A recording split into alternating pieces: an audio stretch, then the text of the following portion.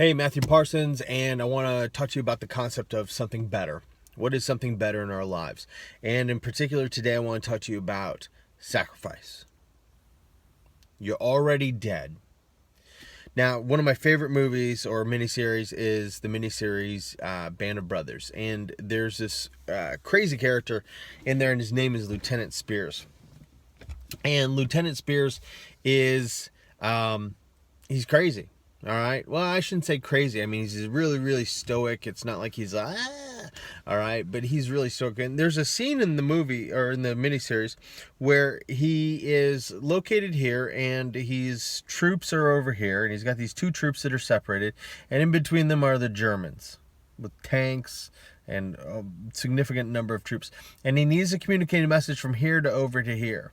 And so he gets up and he runs all the way straight through the German lines, right past the tanks, over to the other side. And everybody's mind is just blown, including the Germans. They don't even know what's going on.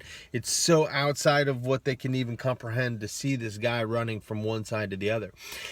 The crazy part, the courage part, the insane part is when he then jumps up and runs back over to the other side. And everybody's mind is, well, what is going on? They can't believe what they're seeing. See, but earlier in the miniseries, we get a glimpse into the mindset of Spears. When he's having a conversation with a soldier who is talking with him about his cowardice. The soldier's personal cowardice, not Spears, obviously. And he's talking with him about his cowardice. And Spears looks at him and he says, listen, the only hope for a soldier is for him to realize that he's already dead. I'll say it again. The only hope for a soldier is to realize that he's already dead.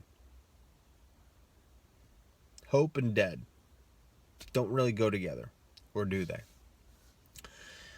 You see, it's not that there's no hope. It's just that there's no personal hope. There are two kinds of hope.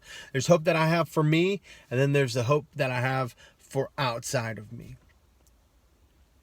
And when I put aside the hope for me, I can achieve a sense of hope for outside of me. And it could be anything outside of me. It could be my family. I have a hope for my family. I have a hope for my church. I have a hope for my community. I have a hope for my country. I have a hope for my world. Spears' case, right? He considered himself already dead. He had died to himself. His personal hope was gone, but he had a hope for his country. And that is why he fought. So as we consider this, as we consider there's something better in our lives, what I would argue and what I would present to you and what I want you to consider today is there something better than the personal hope that I have for myself? Or is my personal hope keeping me from achieving something better?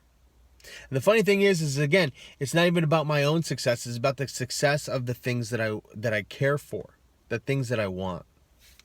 Matthew chapter 20, Jesus is talking to his disciples, and he says, whoever would be great must be a servant.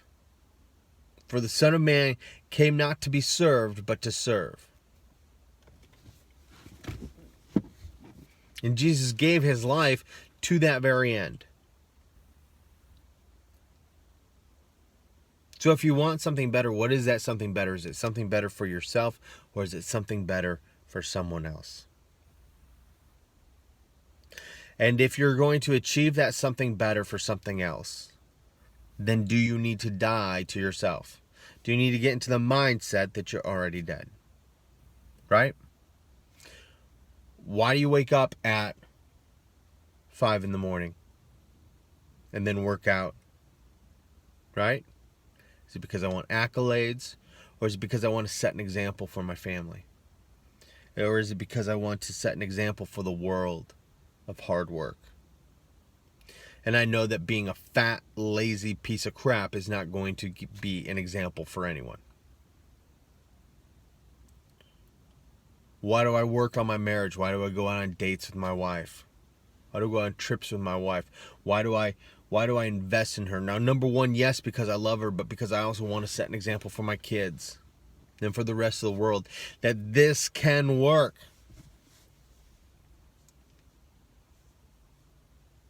And anyone who knows, anyone who's in marriage knows that marriage doesn't work without dying to yourself. So I'd have you consider this. You want to be a hero. You want something better. You want it not only for your own life, but you want it for the world. You want it for your community. You want it for your church. You want it for your family. You want it for your spouse. I would have you consider the fact that every single hero that we love within movies and stories and things like this all have one thing in common, and that is sacrifice. They have sacrificed what they wanted for others. So there you go. I want to encourage you in your striving for something better, as you fight the good fight, to realize that you are already dead. The only hope for you is to realize that you're only dead.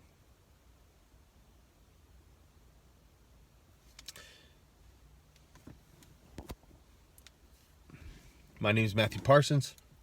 I want to encourage you to take this and consider, where in my life am I being selfish?